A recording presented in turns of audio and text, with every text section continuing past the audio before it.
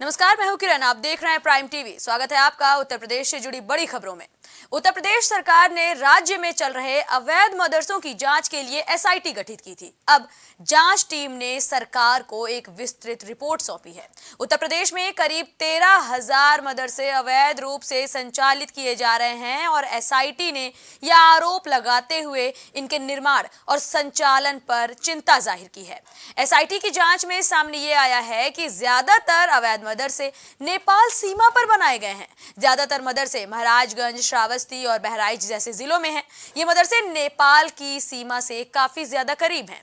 SIT ने इन मदरसों से वित्तीय रिकॉर्ड मांगे हैं, लेकिन ज्यादातर मदरसे अपनी आय और व्यय का साफ तौर पर हिसाब नहीं दे पा रहे हैं।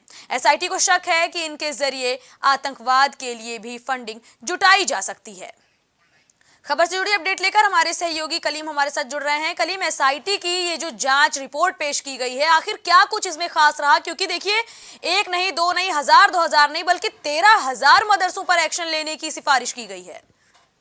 देखिए किरण जी, जिस तरीके से बात की जाए, यूपी में जो 13,000 जो मदरसे हैं उनको जो बंद करने के जिस तरीके से एसआईटी ने अपील की है सरकार से, और जो रिपोर्ट सौंपी है उसमें साफ तौर से कहा गया है कि नेपाल बॉर्डर से सटे हुए जो 13,000 मदरसे हैं उनमें जो फंडिंग का जो आरोप लगाया है, क्योंकि फंडिंग का जब डाटा मांगा गया था तो इन मदरसों के द्वारा किसी तरह का फंडिंग का जो डाटा है वो नहीं दिया गया, क्योंकि इस डाटे को लेकर के साफ तौर से जो आरोप लगाए गए हैं उसमें ये कहा गया है कि ये जो फंडिंग है वो नेपाल के जरिए हो रही है और पीएफआई फंडिंग के भी कई आरोप लगे थे। क्योंकि जब मदरसों की जांच की अगर बात की जाए तो जब जांच मांगी गई थी तो इससे पहले जब जांच हुए थे तो 13,000 से अधिक जो मदरसे हैं उनके जो रजिस्टर्ड होने की बात थी वो सामने नहीं आई थी, क्योंकि 13,000 से अधिक जो मदरसे थे उनका रजिस्टर्ड नहीं था, तो उनको बंद करने के साफ तौर से निर्देश दिए गए थे। लेकिन अगर बात की जाए ये जो मदरसे हैं, ये मदरसे कहाँ कहाँ पड़ेंगे, तो ये इनके अगर बात किया नेपाल बॉर्डर से जो सटे हुए इलाके हैं, महाराजगंज, श्रावस्ती हो गया, बहराइच हो गया, समेत 7 ऐसे जिले हैं जहां पर ये मदरसे हैं। और उन मदरसों में जो बच्चे पहुंचते हैं पढ़ाई करने के लिए तो उनको ब्रेन वॉश करने के भी कई आरोप लगाए गए हैं।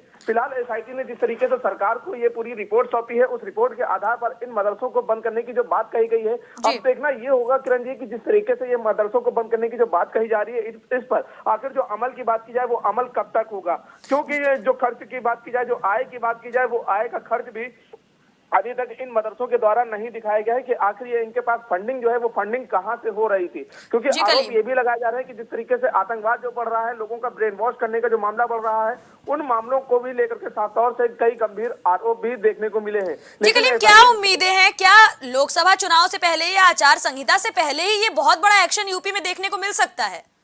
देखिए, जाहिर सी बात है किरण जी, जिस तरीके से लोकसभा चुनाव आ रहा है तो लोकसभा चुनाव से पहले जिस तरीके से ये अपील की गई, ये एसआईटी की रिपोर्ट सौंपी गई है, इस रिपोर्ट के आधार पर कहीं ना कहीं सरकार का इस मामले को लेकर के कहीं ना कहीं एक बड़ा एक्शन भी देखने को मिल सकता है। क्योंकि जब तो अभी बात की जाए, विधानसभा चुनाव जब हुए थे, चुनाव के बाद जब सरकार बनी थी, सरकार में मंत्रियों का गठन हुआ था, उस दौरान भी जो मदरसे हैं उन मदरसों की रिपोर्ट मांगी गई थी कि आखिर जो यूपी में जो मदरसे चल रहे हैं उन मदरसों में कितने ऐसे मदरसे हैं जिनका रजिस्टर्ड नहीं है, जो अभी तक रजिस्ट्रेशन नहीं कराए हैं, और उन मदरसों में जो बच्चे पढ़ रहे हैं उन बच्चों के पास जो फंडिंग पहुंच रही है वो फंडिंग कहां से हो रही है। तो इन्हीं सब मामलों में जांच मांगी गई थी, जांच रिपोर्ट मांगी गई थी, लेकिन जांच में किसी तरह का कुछ स्पष्ट नहीं हुआ था, जिसके बाद एसआईटी का गठन किया गया था। और वही एसआईटी की टीम अब जो जांच कर रही थी और जांच करने के बाद लोकसभा चुनाव से पहले ही ये रिपोर्ट अब सरकार को सौंपी गई है। तो सरकार को जिस तरीके से सौंपी गई है तो इस मामले में कहीं ना कहीं ये कयास जरूर लगाए जा रहे हैं कि उन मदरसों पर एक बड़ा एक्शन भी देखने को मिल सकता है। जी, इस खबर पर हमारे साथ जुड़ने के लिए आपका धन्यवाद कलीम। हलाल काउंसिल ऑफ इंडिया की मुसीबतें कम होने का नाम नहीं ले रही हैं। कंपनी के 4 पदाधिकारियों ने इस मामले में जमानत अर्जी दाखिल की थी, जिसे सीबीआई स्पेशल कोर्ट ने खारिज कर दिया है। आरोपी मौलाना हबीब, यूसुफ पटेल, मोहम्मद ताहिर जाके सहित सभी की जमानत अर्जियां खारिज कर दी गई हैं, जिन्हें 17 कंपनियों को गैर कानूनी तरीके से हलाल सर्टिफिकेट देने के आरोप में गिरफ्तार किया गया था।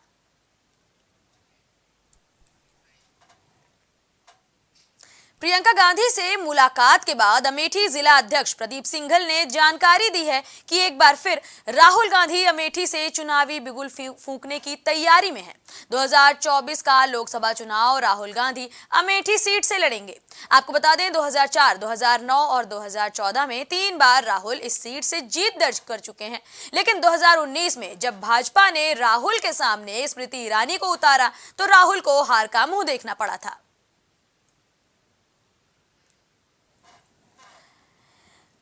यानी कुल मिलाकर ये साफ है कि अब अमेठी में ये मुकाबला और भी ज्यादा दिलचस्प होने वाला है, क्योंकि राहुल गांधी और स्मृति ईरानी एक बार फिर से आमने सामने होंगे। एक बार फिर से भाजपा वर्सेस कांग्रेस, स्मृति ईरानी वर्सेस राहुल गांधी एकदम साफ तौर पर देखने वाला है। अमेठी वो सीट है जिस पर अक्सर कांग्रेस अपना हक जताती रही है, अक्सर कांग्रेस काबिज रही है, लेकिन 2019 का चुनावी नतीजा जो रहा वो काफी ज्यादा हैरानी भरा रहा। स्मृति ईरानी ने इस सीट पर जीत दर्ज की और अब राहुल गांधी और स्मृति एक बार फिर से आमने सामने हैं। खबर से जुड़ी अपडेट लेकर हमारे सहयोगी अभिनव हमारे साथ जुड़ रहे हैं। अभिनव, क्या लगता है, राहुल गांधी पिछली बार जिस तरह से हारे थे, इस बार अमेठी की जनता का क्या मूड हो सकता है? जी बिल्कुल, देखिए कांग्रेस के नेता राहुल गांधी इस बार अमेठी से चुनाव लड़ने की दोबारा तैयारी कर रहे हैं। वो इसके पहले कई बार अमेठी से सांसद रहे, 2004 की बात कर लें, 2009 की या 2014 की, लेकिन जो 2019 का पिछला लोकसभा चुनाव था उसमें स्मृति ईरानी ने राहुल गांधी को शिकस्त दी थी। राहुल गांधी को चुनाव हराने में स्मृति ईरानी कामयाब हो गई थी। इसके बाद उनको मोदी सरकार में केंद्रीय मंत्री बना दिया गया था। अब एक बार फिर से स्मृति ईरानी को भारतीय जनता पार्टी ने अमेठी से अपना उम्मीदवार घोषित कर दिया है और राहुल गांधी भी इस बार दोबारा अमेठी से चुनाव लड़ने की तैयारी कर रहे हैं। आपको बता दें कि अमेठी के अलावा राहुल गांधी साउथ की भी किसी सीट से चुनाव लड़ सकते हैं, लेकिन अमेठी से ऐसा बताया जा रहा है कि राहुल गांधी चुनाव लड़ेंगे। इसके अलावा प्रियंका की भी चर्चा है कि वो रायबरेली आएंगी, चूंकि अमेठी और रायबरेली गांधी परिवार की परंपरागत सीट रही है जी। और यहाँ हमेशा से कांग्रेस का दबदबा रहा। अमेठी में लेकिन पिछली बार राहुल गांधी को हार का सामना करना पड़ा था। जी अभिनव, देखिए राहुल गांधी का वैसे अमेठी दौरा तो होता नहीं है जल्दी, लेकिन अभी भारत जोड़ो न्याय यात्रा के तहत उन्होंने अमेठी की जनता को साधने की कोशिश की थी। क्या लगता है ये न्याय यात्रा के जरिए जिस जनता से वो मिले, उन्हें उस जनता का आशीर्वाद लोकसभा चुनाव में मिल सकता है? जी बिल्कुल, देखिए अमेठी राहुल गांधी बहुत कम आते हैं और इस बार जो अभी राहुल गांधी की न्याय यात्रा यूपी से निकली, ये अमेठी और रायबरेली दोनों होते हुए निकली थी। तो जिसके बाद से कयास लगाया जा रहा था कि राहुल गांधी यूपी से लोकसभा चुनाव लड़ेंगे और अब ये खबरें काफी तेज सियासी गलियारों में चल रही है कि राहुल गांधी का अमेठी से लोकसभा चुनाव लड़ना लगभग तय हो गया है और प्रियंका गांधी भी रायबरेली से चुनाव लड़ेंगी। इसमें कई बार कांग्रेस के नेता इसका इशारा कर रहे हैं, लेकिन अब तक पार्टी की तरफ से कोई स्पष्ट बयान नहीं दिया गया जिससे ये कहा जा सके कि कौन कहां से लड़ेगा। फिलहाल जो संभावना है उसके मुताबिक राहुल गांधी अमेठी से इस बार लोकसभा चुनाव लड़ेंगे और अमेठी का मुकाबला काफी दिलचस्प होगा। जी, इस खबर पर हमारे साथ जुड़ने के लिए आपका धन्यवाद अभिनव।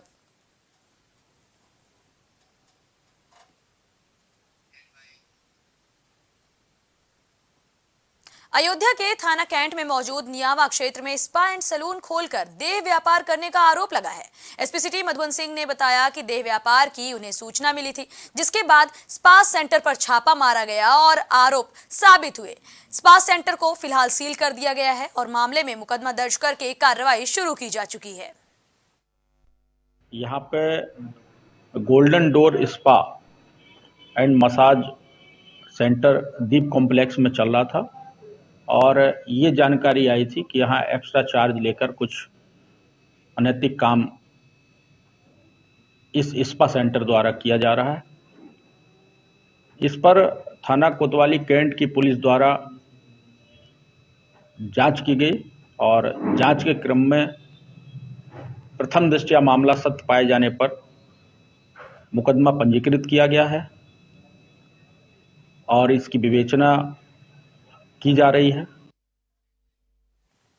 बुलंदशहर के नरसेना थाना क्षेत्र के गांव दौलतपुर मवई के पास तेज रफ्तार स्कूल बस पेड़ से टकरा गई। बताया जा रहा है कि हादसे में किसी बच्चे को गंभीर चोट तो नहीं आई, लेकिन बच्चे काफी ज्यादा डरे हुए हैं। वहीं इस मामले में बस ड्राइवर पर लापरवाही का आरोप भी लगाया जा रहा है। कानपुर देहात के पुखराया उपखंड में बिजली विभाग की खाली जगह पर दबंगों के कब्जा करने के आरोप लगे हैं। बताया जा रहा है कि कई बार इस जमीन पर कब्जा करने की दबंग कोशिश कर चुके हैं। वहीं उपखंड अधिकारी पुखराया आर.के. वर्मा का कहना है कि इस बार बंदीदीन नाम के शख्स बिजली विभाग की जमीन पर कब्जा करने पहुंचे थे, जिनसे कागजात के बारे में पूछा गया तो वो कागज नहीं दिखा पाए। वहीं जिला प्रशासन और बिजली विभाग के उच्च अधिकारियों को मामले की जानकारी दे दी गई है। ये विद्युत विभाग पुखराया कानपुर देहात, ये हमारा लगभग है 50 से 55 साल पुराना है और इसकी चारों तरफ चार दीवारी बनी हुई थी। इस पे श्री कुछ लोगों ने आज आकर कब्जा करना शुरू किया उसके बारे में उनसे पूछताछ की गई तो बोले कि हमारा इस पे विद्युत विभाग की बाउंड्री के अंदर कुछ हिस्सा निकल रहा है। उस कार को रुकवाया गया। रुकवाने के पश्चात ये हमने कहा कि इसके रिटर्न में या लिखित में कोई प्रपत्र हो तो वो हमें उपलब्ध कराएं कि आपका कितना आंशिक भाग विद्युत विभाग की बाउंड्री के अंदर है। अमरोहा जिले के हसनपुर कोतवाली क्षेत्र में मौजूद सोहरका गांव में बदमाशों ने क्षेत्र पंचायत सदस्य सतपाल की गोली मारकर हत्या कर दी, जिससे परिवार में कोहराम मच गया। वहीं मामले की जानकारी मिलते ही मौके पर पहुंची पुलिस ने शव को कब्जे में लेकर पोस्टमार्टम के लिए भेज दिया है और मामले में कार्रवाई शुरू कर दी है। रोटी खा के दावत में बर्थडे है यहाँ पर रोटी खा के नहीं दुकान पे बैठे करीब 9 साढ़े 9 बज रहे हैं। उस समय दुकान बैठे ये उस समय मैं भी दुकान पे खड़ा तो मैं घर पे आ गया था। घर बराबर में मेरा तो इन्होंने दुकान बंद करी, मैं घर में था तो दुकान की तो पता है बंद करी है, फिर इनको पता नहीं है ये किस समय वहाँ से निकले हैं। ना हमारी माइयों को पता, किसी को बच्चों को भी नहीं पता है कि ये घर से किस समय निकल के आए। तो उसके बाद फिर हम जब पता बताया कि लोग अभी घर नहीं आए तो फिर हमने ढूंढने गए तो इधर भी हमने जंगल में भी खेत के बीच में देखा तो कहीं मिले ही ना। तो अब कहाँ मिले थे आपके? अभी हमें जब सुबह हम आए हैं 5-6 बजे तो सुबह जो है यहीं पे मिले थे ये मृतक। हाँ अच्छा कैसे गोली मारी किसी ने? गोली है यहाँ पे छेद हुआ है कान के बराबर में और सीने पे बोतल रखी हुई ही। आज सुबह सूचना प्राप्त हुई सोहरका गांव के सतपाल जी जिनकी एक डेड बॉडी यहाँ पे खेत के पास पड़ी मिली है। तो इस पर तत्काल पुलिस पहुँच के शव के परीक्षण हेतु मोर्चरी भिजवाया है और परिवार वालों से बात करके तहरीर प्राप्त की है। तहरीर में इनके परिचित 3 लोगों को नामजद किया गया जिसमें पूर्व का विवाद प्रकाश में आ रहा है और इसमें हमारी टीम निकल गई है और संभवतः 1 लोगों को अरेस्ट भी कर लिया गया है और इसमें पूछताछ की आगे कार्रवाई की जा रही है। फिलहाल के लिए इतना ही। देश दुनिया से जुड़ी तमाम खबरों के लिए देखते रहिए प्राइम टीवी। कुछ भाव पुष्प। आप देख रहे हैं प्राइम टीवी, सच साहस सरोकार। प्रधानमंत्री श्री नरेंद्र मोदी का संकल्प है कि देश का हर नागरिक पोषित, सशक्त और समर्थ बने। जब पूरा विश्व इस सदी की सबसे बड़ी महामारी कोविड-19 से जूझ रहा था, उस दौरान प्रधानमंत्री श्री नरेंद्र मोदी जी के नेतृत्व में भारत सरकार ने प्रधानमंत्री गरीब कल्याण अन्न योजना का संचालन कर देश के गरीबों की खाद्य सुरक्षा सुनिश्चित की। इसी संवेदनशीलता को जारी रखते हुए आज 80 करोड़ से भी ज्यादा लोगों को मुफ्त अनाज दिया जा रहा है। सभी को अनाज, पोषित समाज। अगर आप करना चाहते हैं अपने बिजनेस को प्रमोट, तो इसके लिए आपको चाहिए होगा एक सपोर्ट। बेहतर स्क्रिप्ट, शानदार ग्राफिक्स, बेहतर विजुअल, दिखाएंगे कमाल, जानकारी पहुंचेगी जन जन तक, आपका काम करेगा धमाल। इन सभी चीजों के लिए अब ना हो परेशान। Brand promotion, motion designing and video editing, 2D और 3D animation, television telecasting, social media works, script writing जैसे कामों के लिए आज ही कांटेक्ट करें 9267925186 पर। इसी के साथ ही आप हमें जीमेल भी कर सकते हैं vikasproduction.gfx@gmail.com पर।